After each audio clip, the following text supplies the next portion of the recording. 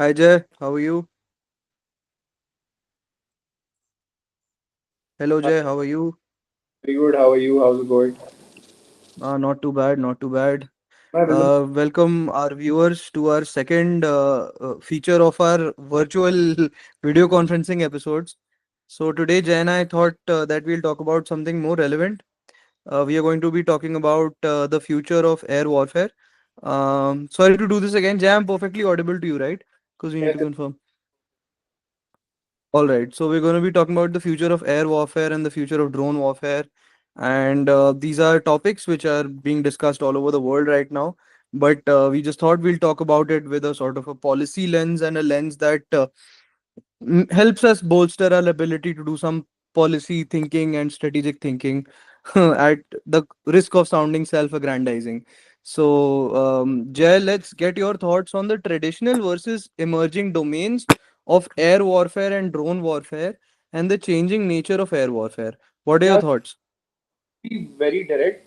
My understanding of air warfare is not very good, but from a layman's perspective, I would say that the general view of air warfare has been very jet jet centric. Specifically after the Second World War, the technology Mm-hmm. develop those jet engines and like how advanced and how good are those jet engines and like how well they operate and basically speed precision carrying various types of ammunition like air to surface missiles and long distance bombers, air to air missiles, nuclear warheads, etc. There are heavy aircrafts which are meant to carry a lot of equipment, troops like the AC-130, and then there are the light aircrafts, and then there are the stealth aircrafts, and of course, as we approach the millennium, you had a lot of reliance on unmanned vehicles, and now as we enter the second half of 2020s, as we have entered the second half of 2020s with noticing a lot of conflicts in our way, we can confidently say that now we are seeing the matured version of drone warfare. And that matured version or the glimpse of it were first seen in the Nagorno-Karabakh war, which was fought between the erstwhile Artsakh province and the Azerbaijanis. Then that is what basically made the Bayraktar TV2s extremely popular. Then you had the Russia-Ukraine war, which is still going on, and it is going to be the theme of our episode today. And then finally, you had the major showdown between the Indian forces and the Pakistanis a few weeks ago, which also demonstrated the importance of various drones. And I think a lot of emphasis was laid on suicide drones in both the cases, and of course, the seed mechanism that people usually use in order to understand what the air defense capabilities are, like different. Yeah, so I'll just fill our viewers in. The SEED actually stands for suppression of enemy air defenses, and then DEAD stands for destruction of enemy air defenses. So those are like the acronyms. So I think I also want to introduce some of our initial thoughts that see there's a substitution that's happening.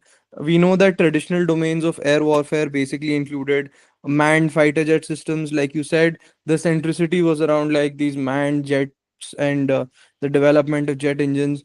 But now I think a lot of focus is going towards like beyond visual range engagements, which are like inclusive of things like hypersonic weapons. And then as a result, we know that airspace is contested, it is also congested, and I believe increasingly automated as time passes. So I think the scope to, do some AI driven decision making in air warfare will improve. And I'm not just using AI driven because the term is very, in fashion these days. The genuine scope of using machine learning in combat is actually increasing, and that's why you can use situational awareness, AI driven decision making in these weapon systems now. So, Jay, it's like, we've grown up playing video games, and it's almost scarily accurate how similar modern warfare is going on the video game trajectory. And the stealth and electronic warfare capabilities also must be assessed, and that is something we will talk about. later in the episode. So let's speak more about the future of drone warfare, future of combat in the quote unquote beyond visual range, and perhaps the linkage it has to information warfare as well, because it is beyond visual range. So there is going to be contested claims the whole time. Also, I'm sorry to cut you off. There's some disturbance I'm sensing in your sound. So can you see if there's No, no. Am I fine? Am I audible? much better, much better. Just do what you're doing now. Yeah. Yeah. So, Bonnie, what I was saying was that when you said modern warfare, I said pun intended, and you had referenced a video game. So the thing is that this is going to sound a bit nerdy, but the video game generation that we were experiencing around the time of the PlayStation and the Xbox 360, I think that pioneered shooter genre, and the shooter genre around that time was actually messing with a lot of technology that we are seeing become a reality right now in warfare, like those quadcopter drones and all. I'm not saying that those did not exist, but the way that they're being used in present warfare and the rampantness of it is something that we only and only saw in the digital world that we used to interact in. So yeah, you're absolutely right, and it somehow brings back to the present rather than the future of drone warfare. And the reason why I'm talking about the present or the past, because Sunday, an operation was conducted by the Ukrainian forces, the Ukrainian intelligence called the Security Service of Ukraine, or SBU in their language. It was called the Operation Spider's Web or Spider Web, if I'm not wrong. And yeah, Spider Web. And in that particular operation, they basically targeted various Russian air bases, which were well within inside Russia, including an airbase called Irkutsk. This airbase is actually Which is close to Siberia. close to Siberia, and this is what caught the attention of a lot of defense analysts, because they were surprised as to how were the Ukrainians so capable into, like, striking so close to Siberia, and, like, in those regions of Russia, in like in regions which is essentially associated with Asia in Russia. Yeah, yeah. I just want to add to this that were you saying something or No, no, did no, I? I'll go off. Yeah, don't forget your thought if you're going to if you were going to say something. I think that there are notes to take from both the Operation Sindoor and the low intensity conflict that followed the Operation Sindoor and the incident that happened in Russia just a couple of days back, right? So the notes that I want to take from Operation Sindoor are that the Indian Army and the IAF used drones and satellite feeds to basically track insurgent movements across the LOC and the international border even prior to the conducting of this operation.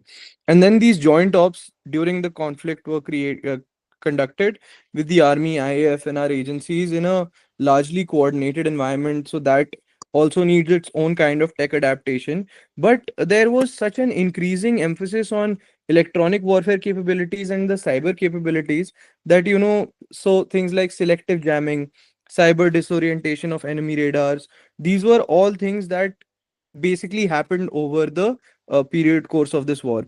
Pakistanis were using many Chinese-made loitering munitions to study our defense systems. We were using basically like air to surface or surface to surface missiles, which we were firing from our own range. Out of So those daily drones that we use, the Harops were mostly loitering munitions themselves. And yeah, yeah. So the tech integrated warfare is here. Like the integrated warfare is not just here. I feel like it is the primary driver of how state to state conventional conflicts will go about now. I don't want to, at the cost of sounding like a generalist, call this the new normal, but it is definitely a trailer as to how warfare will take place in the 21st century and later in the 21st century. We've been in 21st century for a while now, but so that's point number A. Point number two is that really cheap equipment, really cheap equipment can also overstretch your air defense systems. We have a good air defense system S-400s that we use, which we have bought from Russia. Yet if Ukraine can just use some cheaply manufactured drones and just drive trucks inside their territories and use those drones which take a few $1,000s to make and completely bombard air bases deep inside Russia, the notes to take from that are that the amount of damage that these drones and loitering munitions can do to really expensive military hardware should not be underestimated. And enemy air defense systems, if they are to be degraded, we all must take notes on what these drones can do, what they can do to your systems, how must you counter them. So you need to study its dual usage, both from how you can use it and both from how the adversary might be using it against you. And my last point is that all drones now will have a civil military use.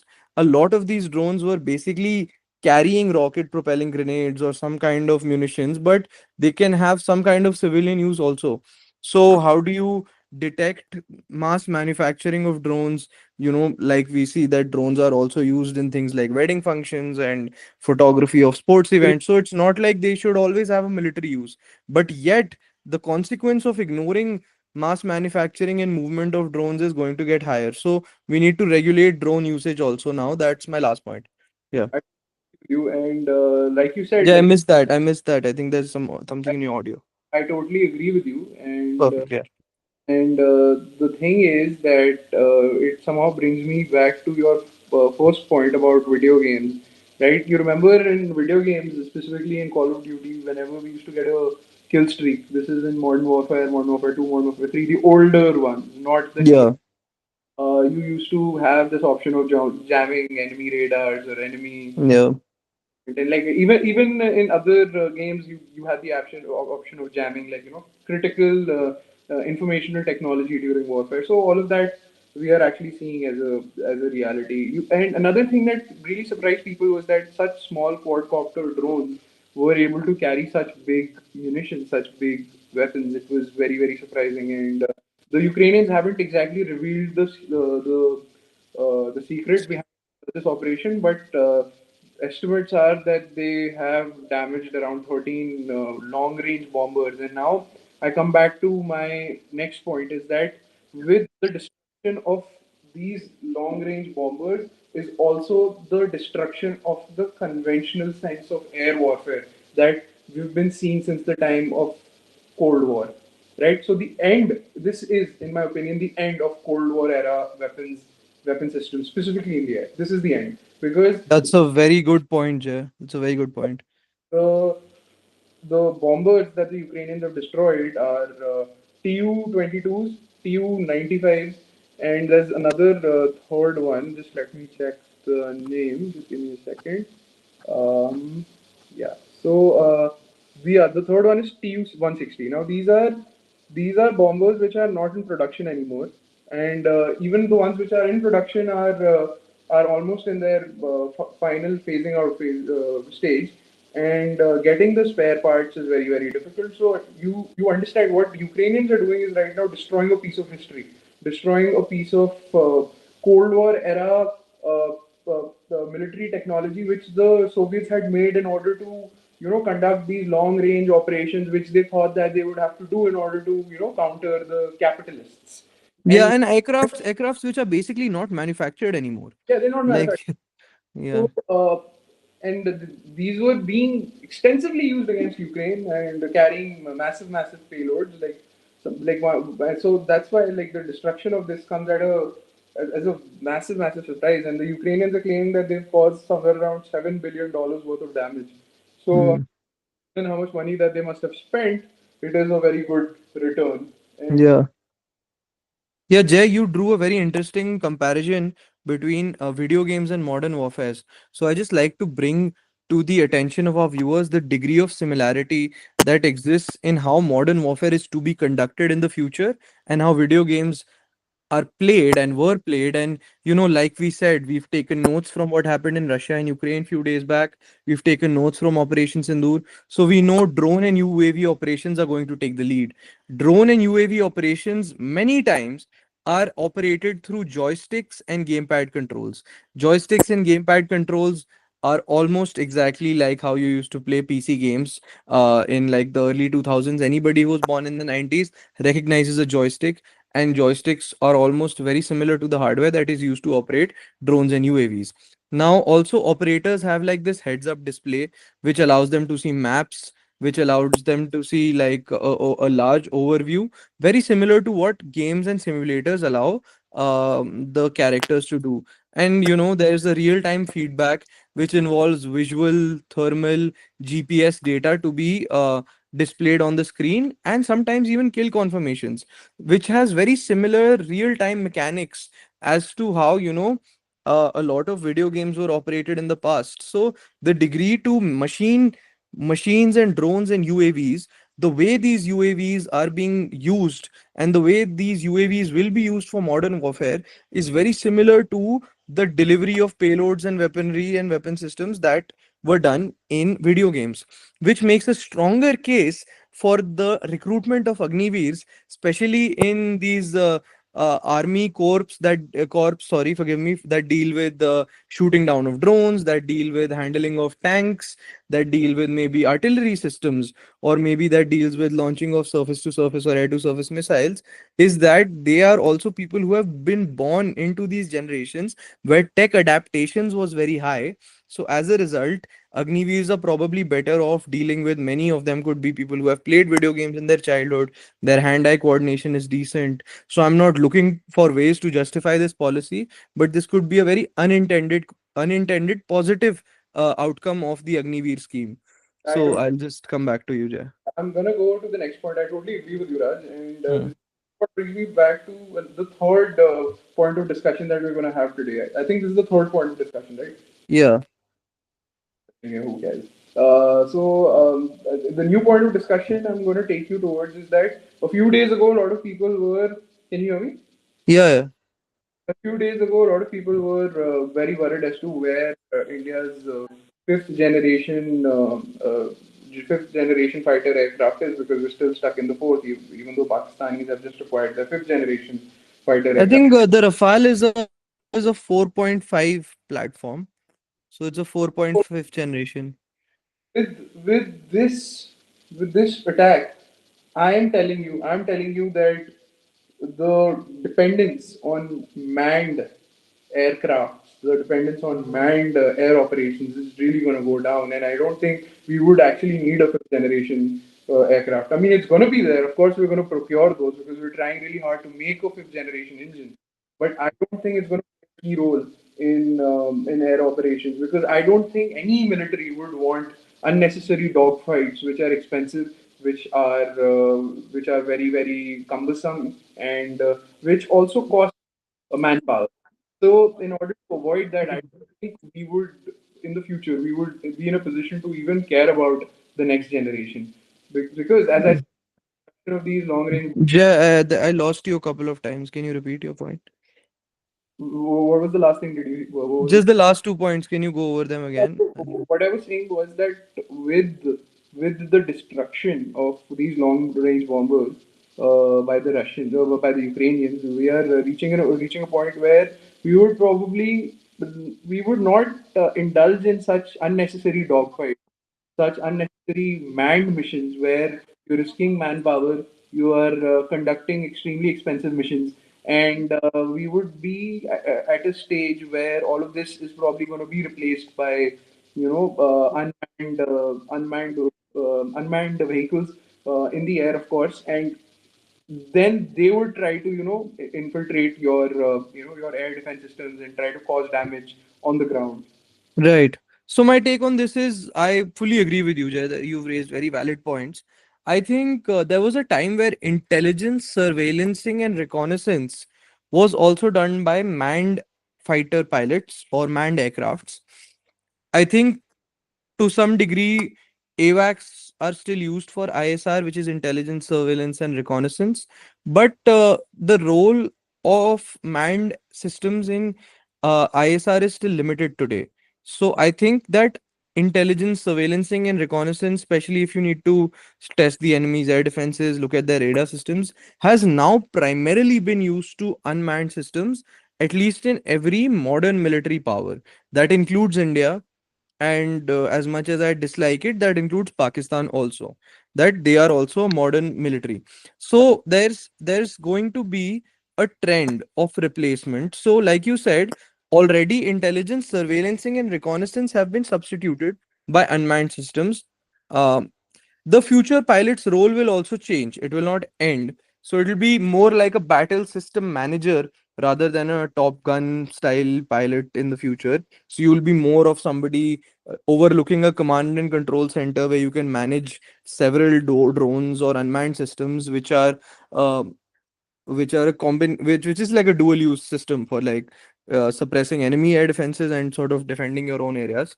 So I mean, that's the time frame can be like maybe till the 2020s you can still see a dominant role of manned systems because our fighter pilots and our fifth generations, those are still a dominant narrative around indigenous defense manufacturing. So that will stay for a bit, but I think in the 2030s the shift will happen to a co-led drone space where manned systems take a minority. They'll still be there, but autonomous drone systems will lead the charge. And I think by the 2040s you'll reach a time where sometimes your deep striking capability will be led fully by drone systems. So there's going to be a long-term substitution effect. So we need to be very careful about where we invest our time and energy and money, because our public sector is heavily involved in defense manufacturing. So sometimes we don't really keep up with the national trends, what's required. So I would much rather that if we are seeing the need for unmanned systems more in the future, my controversial take is that we need to spend lesser time investing in a fifth generation fighter, and we need to move fully towards unmanned vehicles, because like Turkey isn't making good fighter pilots, but Turkey has made some good drones. So why can't we do the same in India here? Do some indigenous defense manufacturing. And the difference between making a fighter pilot is that fighter pilots are a lot more expensive. You can make competitive, good drones which can become major force multipliers to your air power without having spent that much money. And India is a country with so much red tape and delays. I think we should be careful about going fully into the fifth generation fighter. Rather, we should invest heavily more into our unmanned systems capabilities and our capability to indigenously manufacturing loitering munitions and kamikaze drones, and just irregularize and modernize our air power to a degree that sort of alarms our adversaries. It's So a radical take, but I that's my view. agree with you, and this is where I think I'm going to Jay, I quote. missed that. Can you say that again? So I don't. Can you hear me? Yeah, now you're back. So I totally agree with you here, and this is where I quote the great Shekhar Gupta, whose references we use a lot in our episodes. He said in one of Yes. his, huh? Go on, go on. Yeah, so he said in one of his crush bola tune. No, no. I said Shekhar Gupta is the inspiration and like the goat. Yeah, He's our inspiration and a regular feature in our podcast. Although he doesn't know we exist, but well, we know he exists. So go on, Jay. anyway, so yeah, what is interesting is that in this particular operation with the Russians, he highlighted something very interesting. He said that Russia started to use a because of the battering that Russia was getting in the conventional sense, because Ukrainians were using all types of unconventional means. They had devastated a lot of Russia's ground capabilities as well. A lot of their vehicles got destroyed, tanks, whatever. And in order to counter the Ukrainian innovation, they actually the very advanced, the extremely advanced Russians who have like very good submarines, and they provide you weapons at a cheaper rate, but very capable weapons at a cheaper rate. They literally had to depend on Iran for the Shahed drones, which are suicide drones, and they literally had to take inspiration from them. And Iran is not considered as like a major player in military innovation. So, like you said, Yeah, sense you have to basically take your weapons manufacturing, your drone manufacturing, your air power capabilities, because we are in a very strange time right now. We are in a time where a lot of innovative people, a lot of people who are in a way still trying to test out different technologies and different methods are would be given a lot of free hand in order to operate. I think we are at a time when manned aircrafts were still becoming the norm. I say in like the early 20th century, like in the 1990s yeah. and Hmm. That is You the your voice for the last 2 3 seconds. Say that again, please. So I'm saying that we're in a stage where the drone development is at its most experimental form. It's like how the manned Yeah, aircraft in the early 20th century. So we're at that stage. yeah, So yeah, for innovating and experimenting specifically in the not so organized sector would be given a free hand if their ideas work, yeah, not paper but also practically. yeah. So, I mean, let's look at it like this, right? Experiment by all means, open up the scope to make a fifth generation aircraft in India, involve the private sector. I will be the happiest person if that happens. But having said that, the future is largely in air warfare that may be unmanned, and there is no historical evidence that suggests that you need to be good at making superior manned combat aircrafts to make good drones. Turkey was not known for making good manned aircrafts, but they made decent drones. Iran is not made for superior air power in manned systems, but they made good drones. So I think if the future warfare is on that trajectory, I think India should take notes, and we can make very superior drones. We can overwhelm any kind of JF-17 or J-35 by making drones which are way less in terms of cost in manufacturing, but way more effective in degradation of the military assets of the adversary. See, a fighter aircraft costs millions and hundreds of millions of dollars, and a bird hit can bring it down.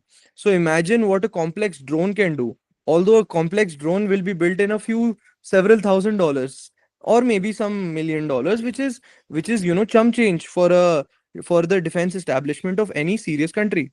So we need to understand that air warfare is now on a trajectory where, with all due respect to fighter pilots, their role will be seen less and less, and unmanned systems will take the charge. We missed the bus on good combat aircraft manufacturing. I'm not saying it. Most of the top brass of the Indian Air Force will candidly admit this with great frustration to the HAL.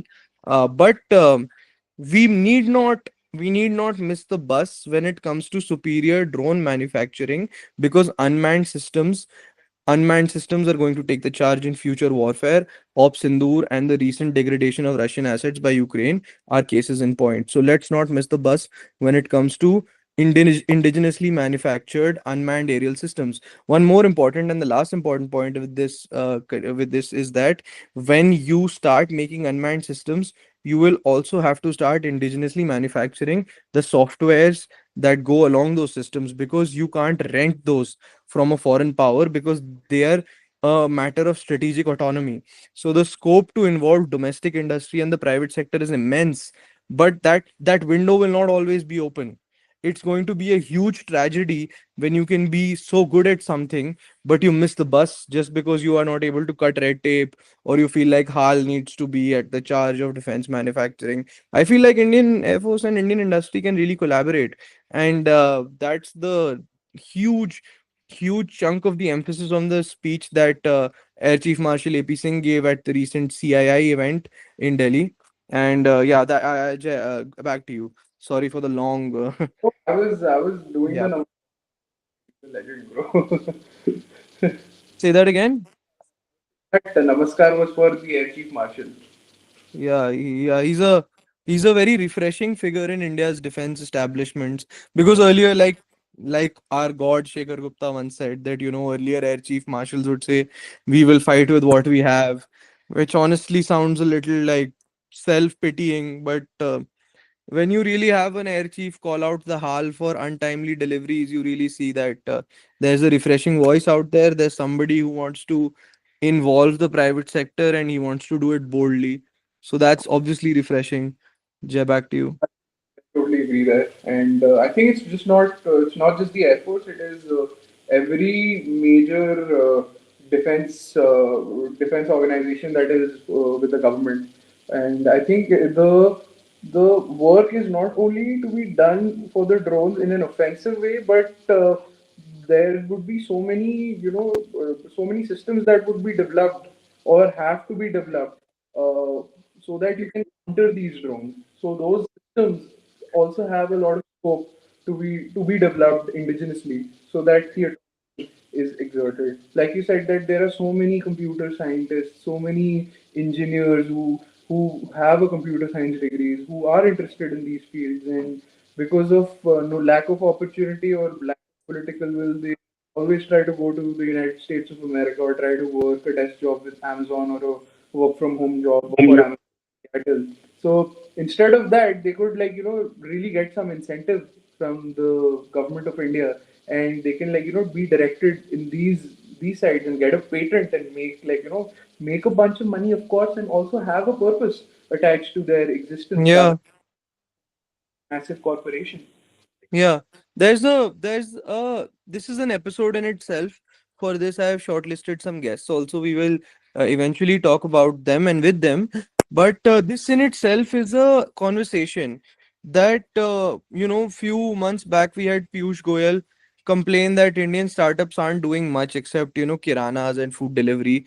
But defense manufacturing and the ability to integrate industry in the defense manufacturing process will also have a role that can be augmented by the startup world to see how we effectively augment them without without talking about startups just for the glamour and the glory, and assessing their realistic capabilities to to contribute to India's defense manufacturing. That will be a very, very patriotic task, because we will genuinely see our ability and the startups' ability to contribute to defense manufacturing. So that's something we need to get to very soon.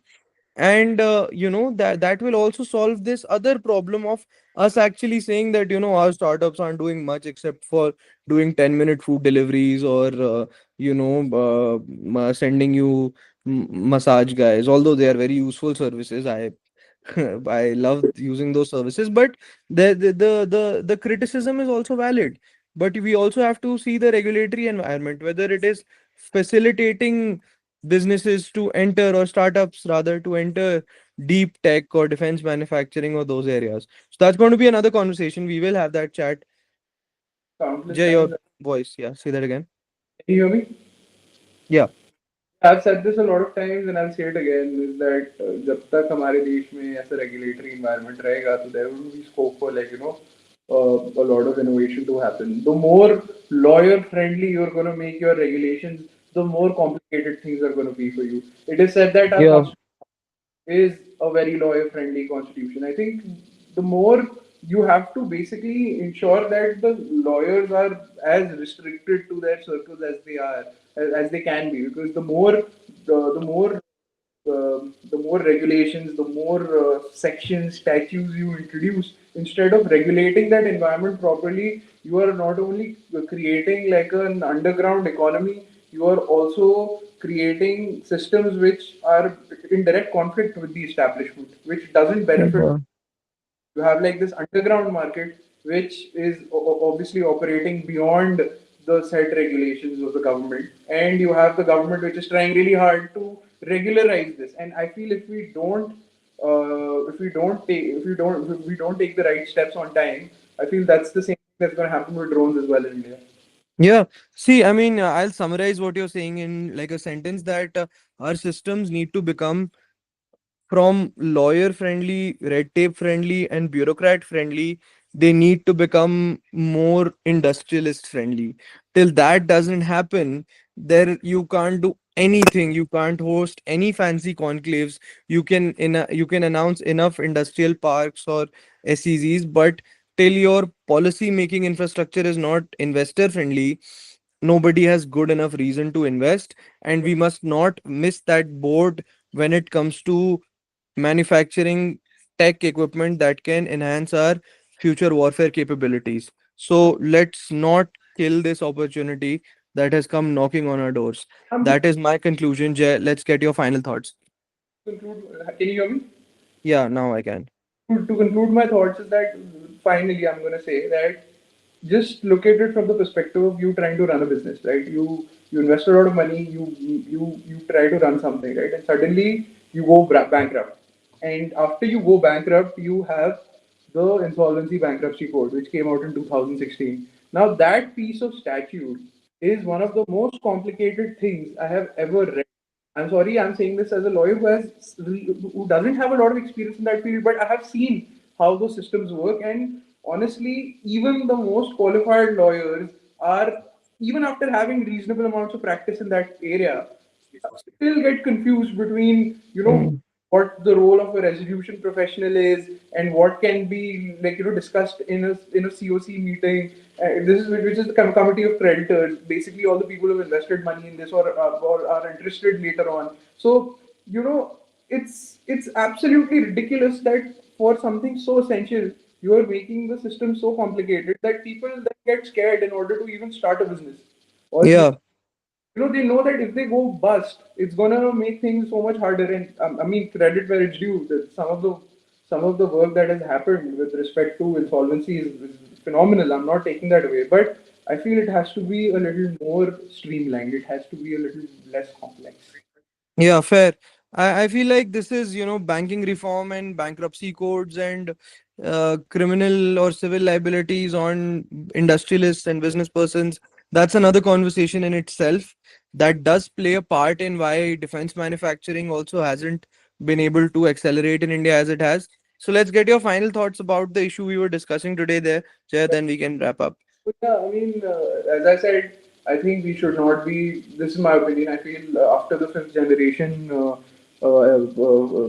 fighter aircrafts, everything else would be redundant in that field. That is my opinion. It's controversial, but that's what I feel is going You to. mean after unmanned systems, a Yes, lot of manned systems will become redundant? yes.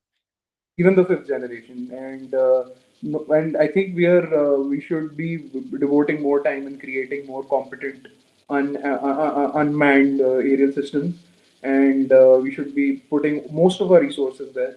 And of course, we should also be thinking about how we're gonna counter terrorism in the domestic sense in the future. Yeah. What it has done essentially is given ideas to a lot of troublemakers and mischievous parties to reinvent their tactics. So, Mm. you had the human bomb, which became extremely popular with the Lebanese civil war and mastered by the Mm. ISIS and all these other organizations. And now you must have seen a considerable decrease in suicide bombing by a lot of terror groups. It's still being done, but it's not as rampant as it was, say, 10, 11 years ago. Yeah. I mean, I think simply the way terrorist organizations got to using IEDs and these kind of things, I feel like there will be a movement where the irregulars start using loitering munitions and drones, and they might become the future of how IED systems are deployed. So I hope our intelligence agencies are taking notes. Devastating impact, a way more devastating impact than whatever we saw with the human bombs and whatnot. Yeah, so I think warfare changes. Unfortunately, technology is adopted by our defense systems sometimes slower than they are adopted by our adversaries. So Right. we need to reverse this unfortunate trend and start adopting tech and deploying it much faster than our adversary does. I think for that, many of the problems and the solutions have been highlighted. I hope you enjoyed our conversation. Keep giving us feedback. Jeff. Thank you so much. Bye. Bye-bye.